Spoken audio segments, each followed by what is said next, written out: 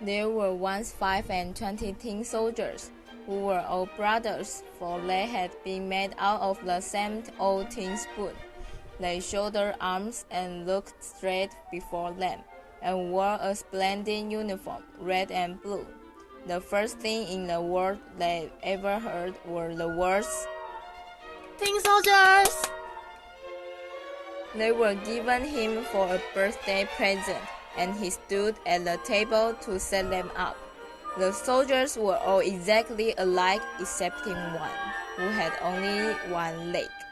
He had been left to the last, and then there was not enough of the melted tin to finish him. So they made him to stand firmly on one leg, and this caused him to be very remarkable. Through the small windows, the rooms could be seen. The table on which the tin soldier stood was covered with other placings, but the most attractive to the eye was a pretty little paper castle. In front of the castle, a number of little trees surrounded a piece of looking glass, which was intended to represent a transparent lake. Swans made of wax swing on the lake and were reflected in it. All this was very pretty, but the prettiest of all was a tiny little lady who stood at the open door of the castle. She also was made of paper, and she wore a dress of clean muslin with a narrow blue ribbon over her shoulders, just like a scarf. In front of this was fixed a glittering tinsel rose, as large as her whole face. The little lady was a dancer, and she stretched out both her arms and raised one of her legs so high that the tin soldiers could not see it at all, and he thought that she, like himself, had only one leg. That is the wife for me, but she is too grand and lives in a castle, while I have only a box to live in. 25 of us all together. That is no place for her. Still, I must try and make her acquaintance. Then he laid himself at full length on the table behind a snuff box that stood upon it, so that he could peep at the little delicate lady, who continued to stay on one leg without losing her balance. When evening came, the other tin soldiers were all placed in a box, and the people of the house went to bed. Then the playthings began to have their own games together, to pay visits, to have sham fights, and to give balls. The tin soldiers rattled in their box. They wanted to get out and join the amusements, but they could not open the lid. The nutcrackers played at leapfrog, and the pencil jumped about the table. There was such a noise that the canary woke up and began to talk, and in poetry too. Only the tin soldier and the dancer remained in their places. She stood on tiptoe, with her legs straight out, as firmly as he did on his one leg. He never took his eyes from her for even a moment. The clock struck 12, and with a bounce, up sprang the lid of the snuff box. But instead of snuff, there jumped up a little black goblin, for the snuff box was a toy puzzle. Tin soldier, don't wish for what does not belong to you. But the tin soldier pretended not to hear. Very well. Wait till tomorrow then. When the children came in the next morning, they placed the tin soldier in the window. Now, whether it was the goblin who did it or the draught is not known, but the window flew open, and out fell the tin soldier heels over head, from the third story into the street beneath. It was a terrible fall, for he came head downwards, his helmet and his bayonet stuck in between the flagstones, and his one leg up in the air. The servant maid and the little boy went downstairs directly to look for him, but he was not here to be seen, although once they nearly trod upon him. If he had called out, "Here I am!" it would have been all right. But he was too proud to cry out for help while he wore a uniform. Presently it began to rain, and the drops fell faster and faster, till there was a heavy shower.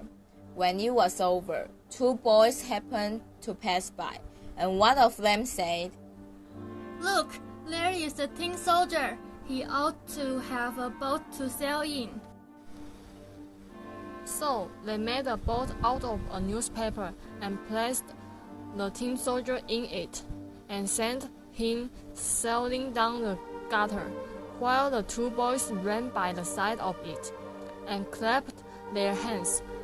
Good gracious, what large waves arose in that gutter, and how fast the stream rolled on, for the rain had been very heavy. The paper boat rocked up and down, and turned itself round sometimes so quickly that the tin soldier trembled. Yet he remained firm. His countenance did not change. He looked straight before him, and shouldered his musket. Suddenly, the boat shot under a bridge which formed a part of a drain, and then it was as dark as the tin soldier's box. "Where am I going now? This is the Black Goblin's fault, I'm sure. Well, if the little lady were only here with me in the boat, I should not care for any darkness." Suddenly, there appeared a great water rat who lived in the drain. "Have you a passport? Give it to me at once." But the tin soldier remained silent and held his musket tighter than ever. The boat sailed on, and Red followed it. How he did gnash his teeth and cried out to the bits of wood and straw, "Stop him! Stop him! He has not petrol, and has not shown his pass." But the stream rushed on stronger and stronger. The tin soldier could already see daylight shining where the arch ended. Then he heard a roaring sound, quite terrible enough to frighten the bravest man. At the end of the tunnel, the drain fell into a large canal over a steep place, which made it as dangerous for him as a waterfall would be to us. He was too close to it to stop, so the boat rushed on, and the poor tin soldier could only hold himself as stiffly as possible, without moving an eyelid, to show that he was not afraid. The boat whirled round 3 or 4 times, and then filled with water to the very edge. Nothing could save it from sinking. He now stood up to his neck in water, while deeper and deeper sank the boat, and the paper became soft and loose with the weights, till at last the water closed over the soldier's hand. He thought of the elegant little dancer whom he should never see again. Then the paper boat fell to pieces, and the soldier sank into the water, and immediately afterwards was swallowed up by a great fish. Oh, how dark it was inside the fish! A great deal darker than in the tunnel, and narrower too. But the tin soldier continued firm, and lay at full length shouldering his musket. The fish swam to and fro, making the most wonderful movements. But at that he became quite still. After a while, a flash of lightning seemed to pass through him, and then the daylight approached, and a voice cried out, "I declare here is the tin soldier." The fish had been caught, taken to the market and sold to the cook, who took him into the kitchen and cut him open with a large knife. She picked up the soldier and held him by the waist between her finger and thumb, and carried him into the room. They were all anxious to see this wonderful soldier, who had traveled about inside a fish. But he was not at all proud. They placed him on the table, and how many curious things do happen in the world! There he was in the very same room from the window of which he had fallen.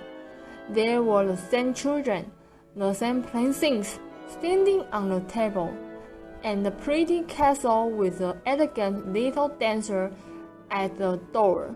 She still balanced herself on one leg and held up the other, so she was as firm as himself. It touched the tin soldier so much to see her that he almost wept in tears, but he kept them back. He only looked at her, and they both remained silent. Presently, one of the little boys took up the tin soldier and threw him into the stove. He had no reason for doing so. Therefore, it must have been the fault of the black goblin who lived in the snuff box. The flames lighted up the tin soldier. As he stood, the heat was very terrible, but whether it proceeded from the real fire or from the fire of love, he could not tell. Then he could see that the bright colors were faded from his uniform, but whether they had been washed off during his journey or from the effect of his sorrow, no one could say. He looked at the little lady, and she looked at him. He felt himself melting away, but he still remained firm with his gun on his shoulder. Suddenly, the door of the room flew open, and a draught of air caught up the little dancer. She fluttered like a self right into the stove by the side of the tin soldier, and was instantly in flames and was gone.